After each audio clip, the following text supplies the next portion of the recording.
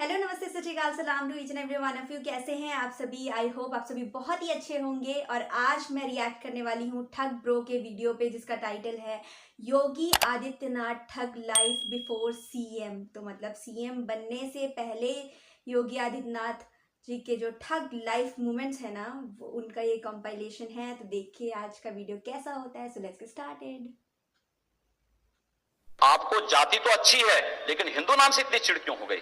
मुझे ताज्जुब होता है आपकी बात पे, भाई आश्चर्य होता है मुझे। मैं हिंदू की बात करूं तो बुरा, और आप जाति की बात करें, मेरी पूरी परंपरा को जाति से जोड़ेंगे तो वो अच्छी बात है, ये गलत बात है।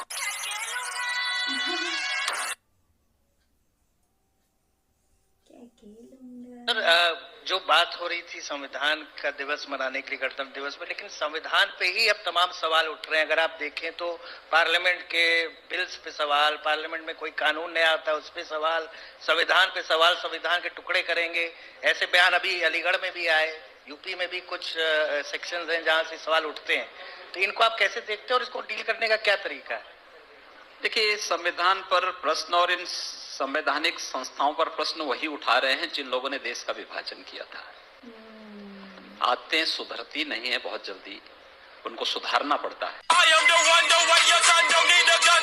तो मैं ये पूछ रहा हूँ कि योगी आदित्यनाथ जब पश्चिमी उत्तर प्रदेश में जिस ढंग से चुनाव प्रचार में जा रहे हैं, या पूर्वी उत्तर प्रदेश में जिस ढंग से आप चुनाव प्रचार करते हैं, और जाहिर है वहां आपकी फैन फॉलोइंग भी काफी है, क्या आपके दायरे में, आपकी राजनीति में मुसलमानों के लिए कोई जगह नहीं है? क्यों नहीं है? क्यों नहीं है?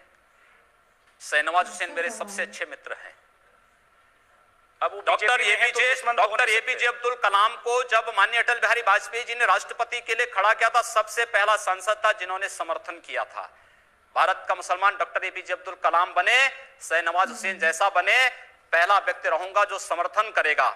लेकिन अगर यहां पर कोई ओसामा बिन लादेन को और औरंगजेब जैसे दुर्दांत लोगों को अपना आइकॉन मान करके भारत के अंदर पाकिस्तान का झंडा लहराएगा, तो फिर उनके उन विषैले फनों को सख्ती के साथ कुचलने के लिए भी सबसे पहले योगी आदित्यनाथ। यकीनन अगर भारत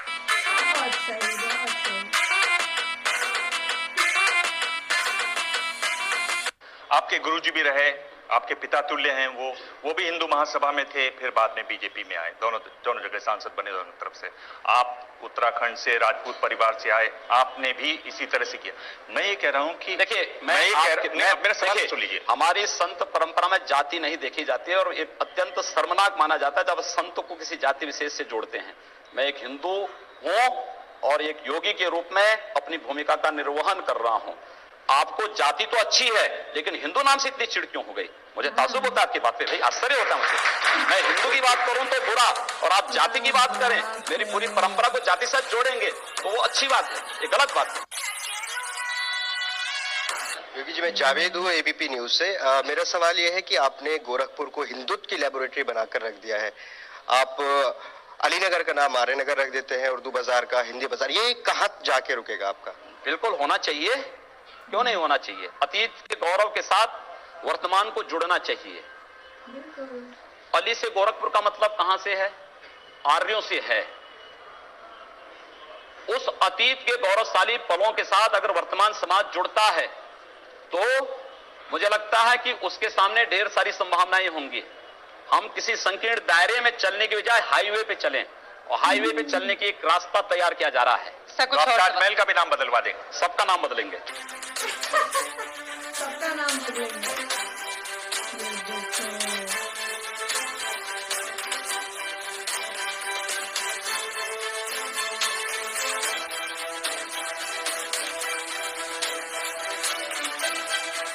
योगी जी, आप 5 टर्म सांसद, पर आप मंत्री नहीं बने, 3 कैबिनेट विस्तार हो गए।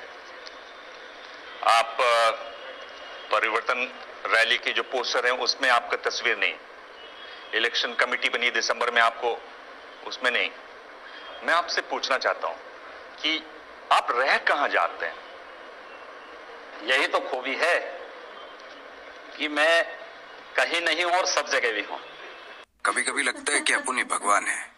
आपको लगता है कि 5 साल में योगी आदित्यनाथ आप उत्तर प्रदेश में राम राज्य स्थापित कर देंगे?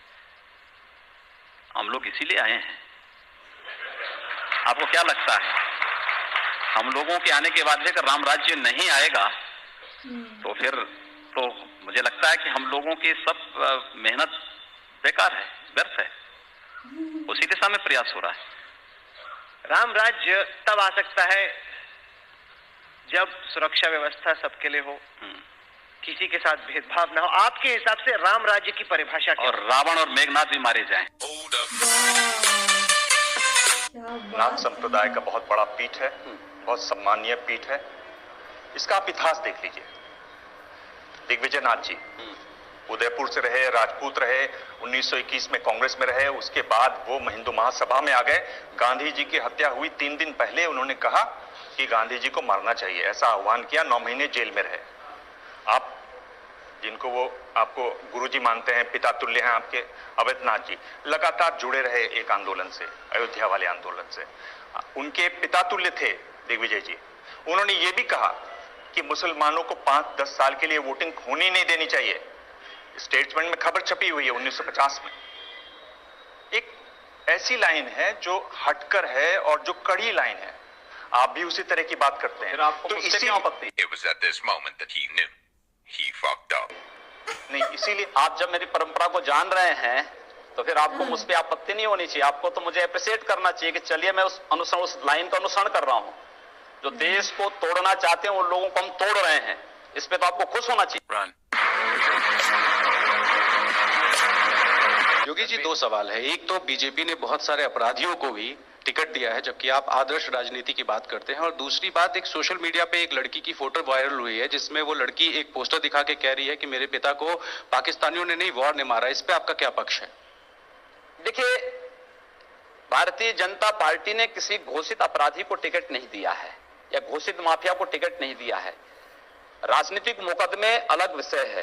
राजनीतिक प्रतिद्वंदिता के तहत अगर किसी ने झूठे मुकदमे दर्ज कराए होंगे, उस आधार पर अगर किसी कार्यकर्ता पर मुकदमे हैं तो अपराधी नहीं है। लेकिन पेशेवर अपराधी और पेशेवर माफिया को भारतीय जनता पार्टी ने दूर तक भी नहीं छुआ और किसी भी ऐसे व्यक्ति को टिकट नहीं दिया। एक ऐसे लोगों ने आवेदन भले किया होगा, लेकिन एक सिरे से भारतीय जनता पार्टी का केंद्रीय चुनाव समिति ने उसको खारिज किया। खत्म करना चाहता हूं कि आपके दिल, मैं ये कह रहा हूं कि इसका मतलब हुआ कि आप देश के हित में मतलब मानते हैं। जो 20-22% मुस्लिम आबादी है वो देश हित के खिलाफ है। उनको हाशिए पर रखकर आप अपना देश, अपनी दुनिया, आप कभी गोरखपुर आएंगे ना, वहां मुसलमान जब पीड़ित होता है तो वह कहीं और नहीं जाता, वो मेरे पास ही आता है, कहता साहब देखो फलाना गुंडा उसके पास कोई विकल्प परेशान कर रहा है। और उत्तर प्रदेश सरकार से भी जो पीड़ित होता है तो भी मेरे पास ही आता है, कहीं और नहीं जाता है। अकेले सांसद हूं जो 2, 3, 4 घंटे पब्लिक के लिए खुले उसमें बैठता हूं। कोई सुरक्षा नहीं, कोई तामझाम नहीं, कोई भी आए अपनी बात कहें और फिर अगर बातचीत से मानेंगे ठीक, नहीं तो आंदोलन का रास्ता वहां तय होता है। हर एक व्यक्ति की सुरक्षा और हर एक व्यक्ति का विकास आपको देखना गोरखपुर में जाकर के। एक बार इसको ये बोलेंगे, हर एक व्यक्ति मतलब हिंदू हो या मुसलमान, क्या बात कर रहे हो? जो भारत का नागरिक है, जो भारत का नागरिक है वो हमारा नागरिक है।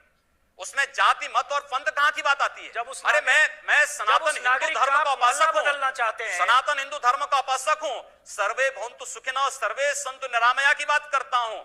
मैं किसी मत और मजहब का विरोधी नहीं, लेकिन जो भारत का विरोधी है मैं उसका विरोधी हूं। सर वो कोई भी हो, मैं उसका विरोधी हूं।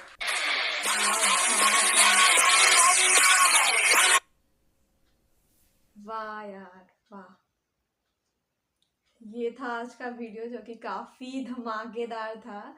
योगी जी सीएम बनने से पहले ही शेर थे और सीएम बनने के बाद तो सवा शेर हो गए।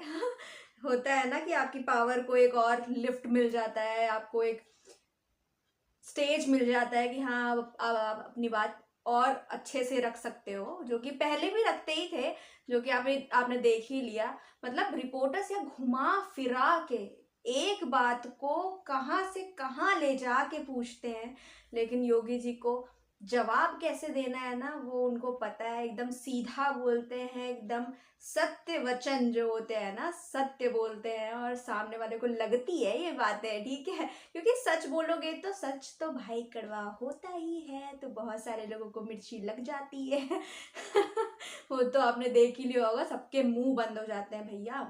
और यार मुस्कुराते मुस्कुराते ना, मतलब ऐसे ऐसे हंसते हंसते एकदम सामने वाले की बोलती बंद करा देते हैं, ऐसे ऐसे जवाब दे देते हैं। उनकी पर्सनैलिटी यार काफ़ी मतलब काफ़ी ही अलग है, योगी हैं तो अपना उनका ऑरा ही अलग है। तो ये चीज़ देख के बहुत ही अच्छा लगता है और अपने कल्चर को आगे ले जा रहे हैं यार, सबसे बड़ी बात है। आजकल के ज़माने में कोई इतना नहीं सोचता, लेकिन अपने कल्चर को आगे बढ़ा रहे हैं, अपने कल्चर को साथ लेके चल रहे हैं, जो कि बहुत ही अच्छी बात है। और इसी अच्छी बात के साथ आपको आज का वीडियो कैसा लगा कमेंट सेक्शन में ज़रूर बताइएगा, और आगे आपको कौन से वीडियोस देखने हैं ये भी ज़रूर बताइएगा। Do like share and subscribe to my channel, subscribe करना बिल्कुल भी मत भूलिएगा। बेल आइकन को जल्दी से प्रेस कर दीजिए, क्योंकि इसी से आपको आने वाले वीडियोस की नोटिफिकेशन मिलेंगी। और मैं मिलती हूँ आपसे नेक्स्ट वीडियो में, तब तक के लिए बाय बाय।